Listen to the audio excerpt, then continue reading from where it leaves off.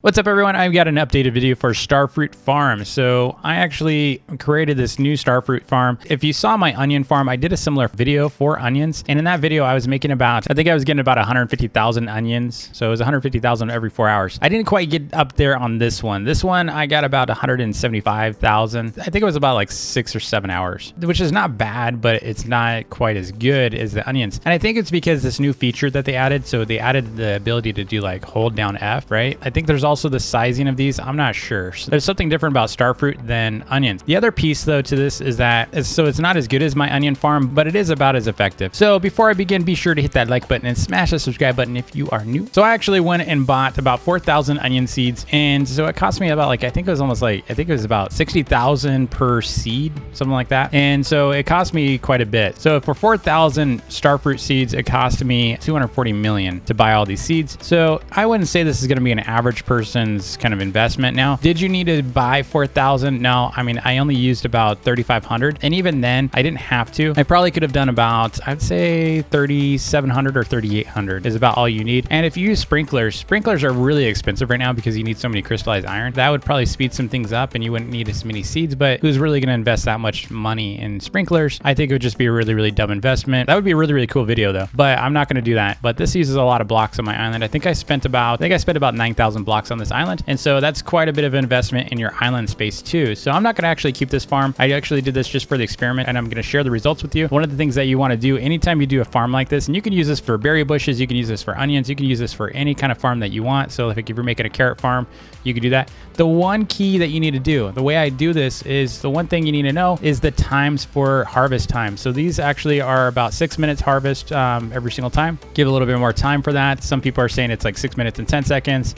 I think I've seen 5 minutes and 50 seconds. Either way, just measure it for about 6 minutes, go a little bit over if you want. And what you're gonna do is if you're going to walk it, so if you're not gonna sprint it, so this video is based on me sprinting the entire time. So what I did was I timed myself sprinting and then I figured out how many blocks do I need if I were to sprint all the way around for a full loop. So that's how I kind of measured it out so that every single loop I'm not missing seeds, because if you're doing a loop, by the time you come back around, you wanna make sure stuff is ready to be harvested. Otherwise, if you're coming back around and you're especially if you're autoing, if you come back around and they're not ready, then that's gonna be a big pain. But what you could do if you're like, DV, like this is great, I really wanna do this, but I can't afford that many seeds. You could just actually add a time, like you can actually add a really long pause before you start your loop again. So as part of your loop recording, you can just stand here. And so if you know it's gonna take 1 more minute for your stuff to respawn or be ready to be harvested again, just have your character sit here for a minute. So over an hour, you're gonna be wasting a lot of time, right? Because every single time you do a loop, you're waiting a minute, right? So it's gonna be a lot of wasted time. I would actually recommend not even doing this though. Unless you are a potion maker, this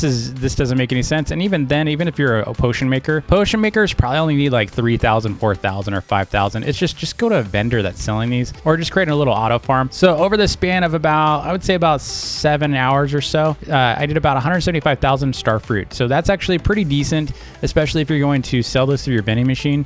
Then you can pretty much just overnight this once and then have your vending machines full for a while for potions. Now, if you are a potion maker, and what I mean by potion maker is if you don't know much about potions yet, so on the new brewing station, you can actually use Starfruit to make regen potions. So the main thing here is your constraint is going to be bottles. Now, bottles, you can buy bottles from people all day long. The big constraint that I'm having issues finding are red mushrooms. But you can go over to the island, of course, and farm red mushroom all day long, but it's just hard to buy these from players. But the cool thing about regen potions is you can actually sell these for a lot. So you can see over here, I'm actually selling, I've made a bunch already, and I'm selling mine for about 8,500 right now. And they sell out for 8,500 because a lot of people just were like, I'll keep these just in case I need to go farm. Because a lot of people are actually farming for, books, spell books and things like that. And it's just really nice to be able to just throw these on, because if you're healing yourself, I mean, they don't last very long. The regen is nice because you're healing. This is like a healing potion. Now, over time, I do expect this is going to drop to probably about 5,000. So your investment should only be about 1,000 to make these. If you're going to sell at 5,000, your investment should only be about 1,000 or so. So in that case, you definitely want to farm your own Starfruit. And the only thing you should be buying is maybe like 500 for potion bottles tops. You could probably buy them for about 200 a piece. And then, so the empty potion bottles for about 200 a piece. And so you can get up to probably like 10,000 of those very easily. And then the only thing you're really going to be spending money on is the mushrooms. The red mushrooms are going to be the most expensive piece. And I think you're probably going to spend close to 1,000 on a red mushroom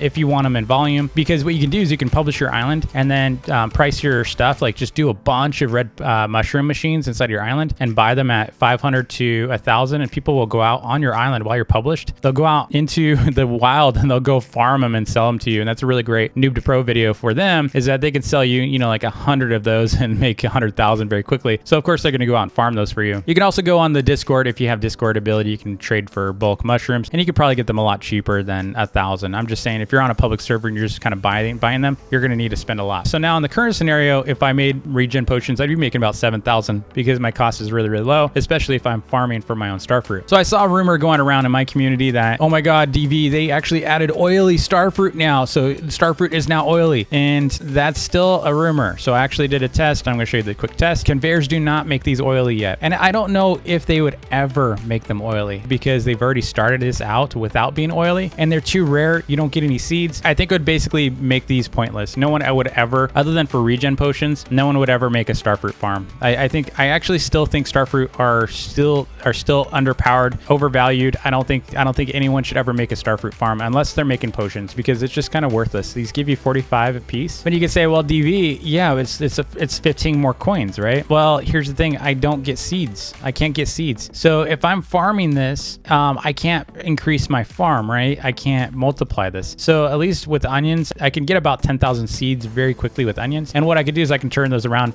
and sell each one of those for about, I could say about 500 to 1,000 a seed. I usually sell them for about 750 or so, very easily. I can sell out onion seeds all day long at about 750 because people want them for their onion farms. If I do even less, then I'll just sell them out very quickly. So, you know, 10,000 times 500, I mean, easy 5 mil, right? That's worth way more than doing something like this, because I'm going to have to farm all night and I'll probably make, you know, 7 million or something like that, 8 million overnight. That doesn't make any sense. And even if I let it run for like 8 or 9 or 10 hours, it's still only 10 million. Whereas with the seeds themselves in this scenario, geez, it's going to take me like weeks to make up my money on this investment, unless I'm doing potions. And like I said, if you're a potion maker, maybe this will be worth it. Now, if I could find a way to automate mushrooms or something, then I think this would become even more powerful, because then at that point, maybe I can actually automate creating a potion. That would actually be really, really killer, right? So if I was able to grow mushrooms on my island and then farm these, and if I was able to make my own potion bottles, or, you know, even if I just bought potion bottles, then this would be really, really powerful. And then I would actually keep a farm like this, because I would just need to do a couple of runs on this. I would have probably about 20,000 starfruit to make my own potion factory. So we'll see how that goes. If we can get like some kind of mushrooms on our island, then maybe it'll be worth doing this. But let's go ahead and get into it. I'm going to show you the build process. Again, you're going to want to do a loop around this. You want to keep it even numbered. So you can see I've got 1, 2, 3, 4, 5, 6, 7, 8, 9, 10, 11, 12, 13, 14. So 14 is always going to be your exit. So the last one's always going to be your exit,